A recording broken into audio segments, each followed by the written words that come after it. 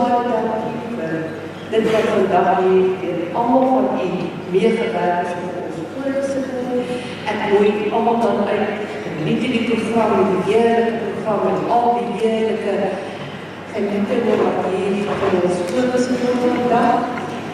Wees ons so baie dankie vir die ondersteuning.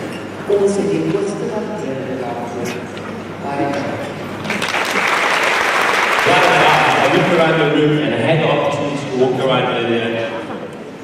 The tables look incredible. But more important, all the ladies, you look absolutely stunning this morning. And I think all the guys in the room, no, what am I saying, 25. Everyone, give yourselves a round of applause.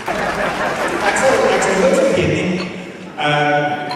Ek het een keer toe my eerste salon in die Kaap was een Vrydagmiddag in Februarie. Warm dag. Daai middag stap daar 'n vrou in daai deur. En dan aan 5 het sy so 'n papiertjie opgevou. Sy sit so daar so op haar tafel, sy stryk dat papiertjie oop. My klein, ek stap verby.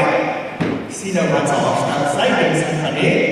Is dit nie dan okay, dis nie so. Is dit nie dat sy moet op daai staan en daai daar. En al wat ek hoor is Rita sê, nee mevrou, ek sê nie, ja, ek sê hairdress.